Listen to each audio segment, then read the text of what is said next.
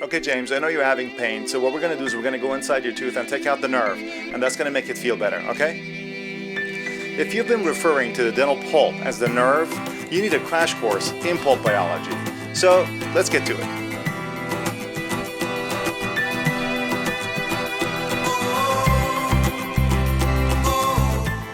Okay folks, so why do we need to know about pulp biology? Well, it's because the foundation of not only our diagnostic and diagnostic procedures, but all pathological bases of pulpitis, necrosis is laid down here in the pulpal histology and the pulpal biology, and it's important therefore to understand, at least have some kind of a basic understanding of the pulp formation, the kind of cells and innervation that's involved, as well as the Dentin Pulp Complex as it relates to patients' manifestation of symptoms, as well as the prognosis of our treatment and treatment planning as well. So without further ado, let's take a little bit of time and talk about some of the important concepts on pulp biology that I believe every dentist that is cutting into dentin, and I'm not just talking about dentists that are doing endodontic therapy, but dentists that are doing restorative work should know about. Okay, so we all know that from an embryonic point of view, you have your dental lamina that results into your dental follicle, and then the cap state and the bell state, and then you have your dentinogenesis that triggers your amelogenesis, and then what ends up happening is that you end up having this epithelial root sheet. The epithelial root sheet basically descends down, and this is an epithelial cells, and then you have your dentin formation starts to take place from where the enamel is using your odontoblasts and so on, and you end up basically getting a root formation that once the tooth erupts, the root formation completes a couple of years later on. And what you're ending up with is the tissue that is the ectomesenchymal tissue that is just adjacent to this, the dental follicle area, starts to get trapped as the dentin encloses this this ectomesenchymal tissue with the formation of the root. Now, the odontoblasts are basically depositing dentin as they're working their way down, and obviously as the dentinal space or the pulpal space starts to get smaller and smaller, the odontoblast starts to get crunched down, and they get packed into each other, which is the reason why the formation of dental tubules is an S-shape formation to it. Well, first of all, let's just say the composition of the pulp is you have your odontoblasts that are depositing the dentin, that are lining the dentin. But what's important is that at an ultrastructural level, that the odontoblasts are depositing dentin, and you end up having a dental tubule. And the dental tubule, which is basically running along from the dentino-enamel junction all the way to the pulpal surface, is conical in shape, ultrastructurally. And what it is that if you look at the dentino-enamel junction portion of it right over here, the diameter of these tubules are somewhere around 1 micron or less. And what it means that if you take a histological section here, you take a look at the dentin and a square area, you're having basically somewhere around 1% of the surface of the dentin at the dentino-enamel junction is tubular, is the diameter of the tubules. Okay, so you only have you have 1% density of the tubules in that area of dentin. But if you go all the way up here at the pulpal surface, all of a sudden you take a cross section of that per square area, you're having somewhere closer to 40, in some cases even 50% of the surface of the dentin is occupied by these tubules. What does that mean? What that means is that dentin, it starts to have increased permeability as you go deeper and you get closer to the pulp. And as a result, what ends up happening is that, as decay as well as our fillings end up getting deeper, now you have a higher chance of leakage through dentin into the pulp that causes contamination.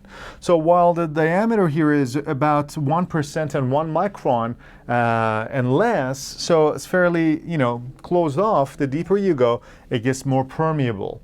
So that is really the reason why you can have a higher chance of infection as well as more sensitivity the deeper you go towards the pulp. And naturally speaking, you have your you have your odontoblasts in here, and there's an odontoblast process that is extended into the dental tubule. In fact, that's how the tubule is formed, as the process, the odontoblast process deposits the peritubular dentin and so on.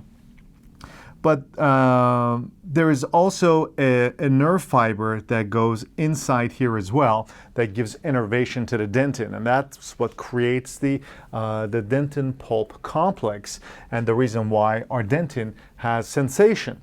Now, it's important to understand that, as we mentioned, this area gets closed off and the tissue, the pulpal tissue, gets encased. There is a certain amount of pulpal pressure that is present inside this space. And as a result of this pulpal pressure, there is an outward flow of fluids, which is interstitial fluid, inside this dental tubule. So this dental tubule is constantly being flushed out. That is an evolutionary process by which we don't just keep on getting infections because the dental tubule is constantly being flushed out. And that is a property of live dentin that has a flushing mechanism. In fact, if you do a crown prep and you cut your crown and you let your tooth sit there, after a while you get a phenomenon called dentinal sweating. And what that is basically the flushing of the dental tubules with the interstitial fluid, which is intratubular fluid inside the tubules, that hopefully keeps it clean and prevents contamination of the pulp, which is also another reason why dentinal tubules that are devitalized, or in the case of a root canal treated tooth, the permeability of dentin is increased, which is another reason why, from a clinically significant point of view, all devitalized teeth should be covered, the dentin should be covered. So if you do a root canal on a tooth because there's no sensation, it doesn't mean that you can just leave the crown off, because that dentin is going to be permeable, so it should be covered. Anyway, that was just another clinical little tip here. But what we need to realize is that the dental tubules end up getting more and more amorphous the closer you get to the apex, so that the upper half of the coronal half of the root has dental tubules in it, but the apical half, and specifically the apical 1/3 of the root, has amorphous dentin. And so this is significant because we know the use of composites for mechanical bonding is important where you have dental tubules. So we know that we don't have that in the apical half, which is the reason why resin bonded restorations and any of that resin mechanical bonding is ineffective in the apical half of the root, and that's only good in the coronal half. Okay, so that's another piece of significance to realize that. But another thing that we need to know is that it's the movement of the fluids. As I mentioned, there is a gentle outward flow to the fluids in the dental tubules that is constantly present. However, any rapid increase in the rate of outward flow of the fluid is what triggers the nerve that is inside the dental tubules, and that triggers a sharp shooting pain to the patient. That is the mechanism of dental sensitivity, and why, if you were to actually run your Explorer over live dentin, the patient will actually have a sensation, and that's as a result of the movement of the fluids in the dental tubule. Okay, so now that we're talking about the innervation and the nerve that's in the dental tubules, it's important to also talk about the neurovascular bundle and the way it enters the pulp. So your most numerous cells inside your pulp is your fibroblasts, as well as obviously then you have your highly specialized odontoblasts that are present in there, and a number of other cells. But what about vasculature and the neurovascular bundle? Well, we all know that from an anatomical point of view, as this tissue gets trapped, it also traps in a neurovascular bundle that will innervate as well as nourish or give vitality to the pulp. So for the vascular component, the highest level of vascularity is provided by venules as well as by arterioles. So there are no arteries or veins, but we're talking about venules and arterioles. But what about innervation? Well, for innervation, we're talking about on the maxilla branches of the trigeminal V2 branches. For innervation, we have primarily afferent sensory afferent nerves, as well as some autonomic branches. But we have your axons of the nerve through the V2 coming in and branching and getting inside the pulp. Now, there are only about 2,000 to 3,000 individual axons that enter the pulp of a tooth, each pulp, if you will. So, and these are basically categorized in specific ways that I'm going to talk to you about in a moment. But it's important to realize that understanding this innervation will give you a wealth of information about patients' symptomatology and the way they present themselves as to why is it that some patients have this specific set of symptoms, whereas different stages of disease manifest for the same patient a different kind of pain. So we know that all these axons come in. Also, the tooth we know is encased in the alveolar socket. And the bone, you have some alveolar bone as well, and then the crestal bone that is lining the alveolar socket is in fact cortical bone, which is what on a radiographic point of view creates the so-called lamina dura, because cortical bone is what you can see radiographically, and that's a significant clinical and radiographic landmark in order to find out how the supporting structures around the root are working out. So here right at the end, you have this area of perforation of the alveolar plate, and that's your cribriform plate where the neurovascular bundle enters. Now, let's get back to the innervation, because it's really, really significant when it comes to the pulp. I mentioned that 2,000 to 3,000 axons, individual axons, enter the pulp. These are primarily divided in two different types of nerve fibers. We're talking about the A fibers and the C fibers. The A fibers are your myelinated, thicker kind of fibers that are responsible for fast conduction of the action potential, and the C fibers are the thinner, non-myelinated fibers that are responsible for specifically for nociception and for slow and dull pain. The A fibers themselves are divided into two subcategories that are your A delta and their A beta fibers. Now, why do you need to know about the A delta and the A beta fibers? Well, the A delta fibers are the most numerous. They account for 90% of the A fibers in the pulp, and the beta fibers are only 10% of the pulp. Now, the A delta fibers are responsible for the primarily nociceptors, so they create the pain, the sharp shooting pain associated with a toothache. But the A beta fibers are primarily mechanoreceptors, and they're actually proprioceptors. And you can tell right off the bat then from this kind of a distribution of 90 to 10 that the dental pulp is primarily a nociceptive kind of an organ. So as a whole, the pain that is a combination of the C fibers and the A delta fibers that is basically leaves the pulp in the afferent pathways and goes up to the brain is primarily pain. And that the other 10% that is only proprioception it explains why patients have such a difficult time being able to localize the pain that is stemming from their pulp is because they're really lacking adequate proprioceptive fibers that allows them to kind of localize the pain. So this is a very significant and important piece of information that the paucity of these proprioceptive fibers are responsible for our patients being unable to locate their pain.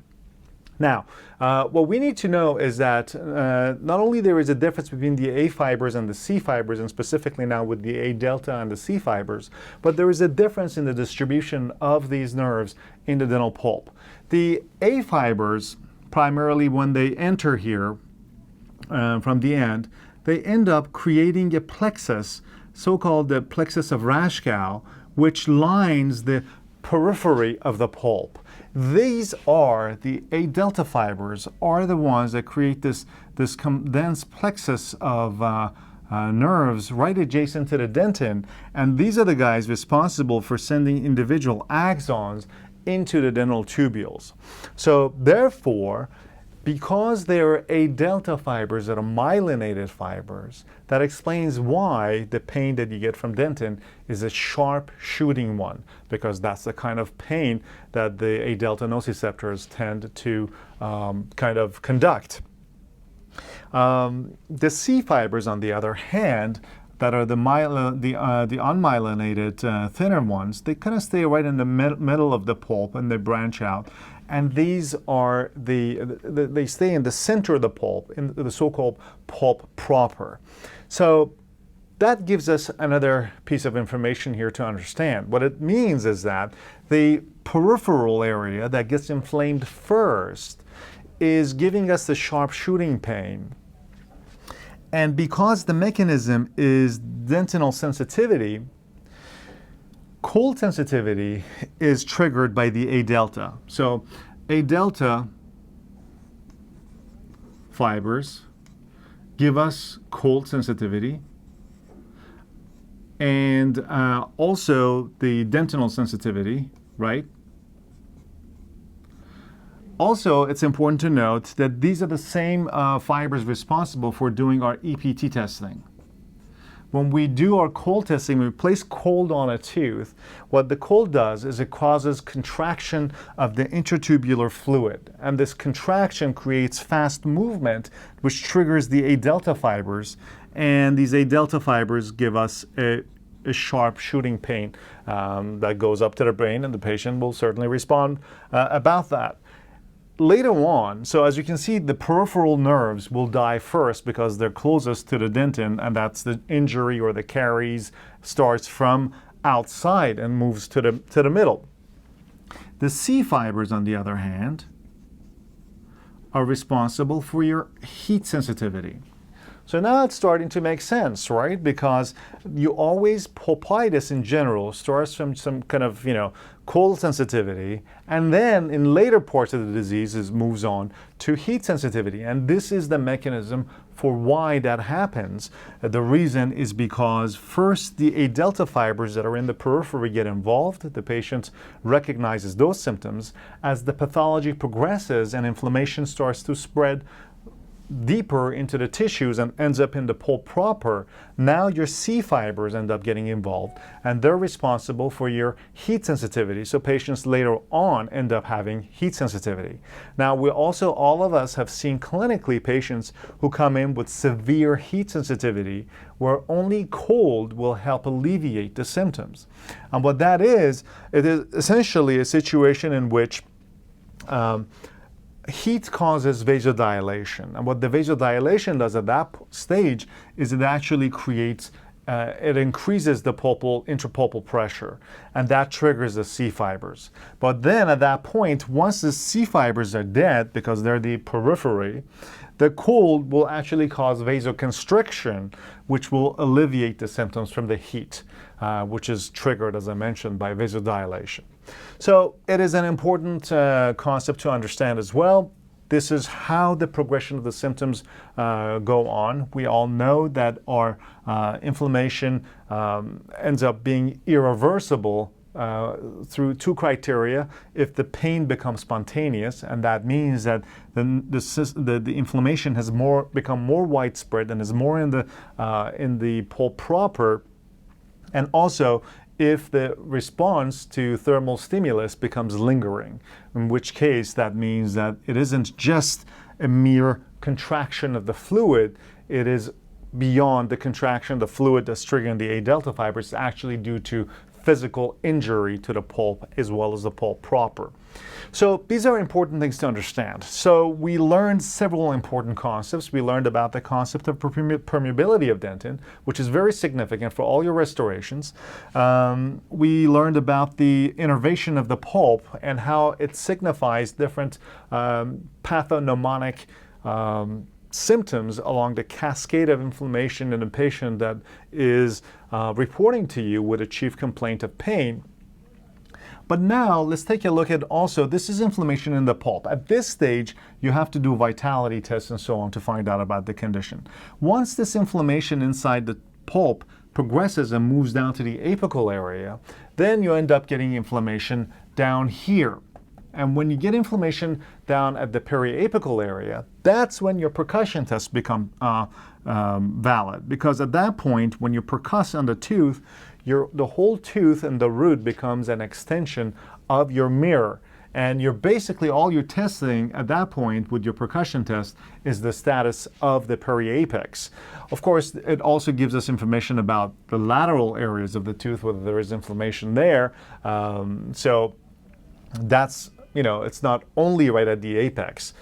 But let's see, why is it that the pulp actually dies? The reason why the pulp dies in cases of inflammation is because, as I mentioned, it's an encased area. Now, it is encased, and as a result of that, the same amount of inflammation, just like out here in the bone or in the soft tissue, would allow an increase in the volume. And this increase in the volume would be as a result of the inflammatory exudate that comes to the area to fight the source of the injury. However, in the pulp, because it's encased, there is no chance for an increase in volume. And the increase in volume actually translates into an increase in intrapulpal pressure. And an increase in intrapulpal pressure basically ruins the entire circulation system. And because we don't have the so-called collateral circulation in the dental pulp, what ends up happening is that you end up going through a necrosis rather than a typical situation, which would mean inflammation followed by repair and regeneration.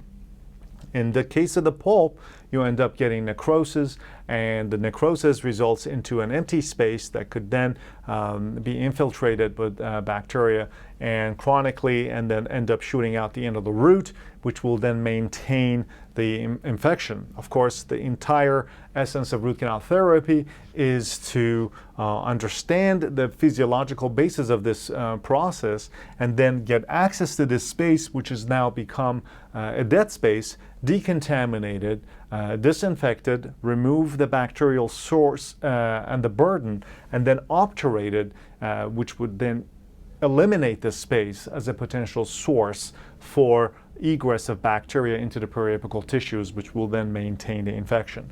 Once we remove the source, which is removing the source of the injury to the periapical area, the area outside would heal no different than any other place. And that is basically the essence of the root canal therapy and the root canal story, if you will.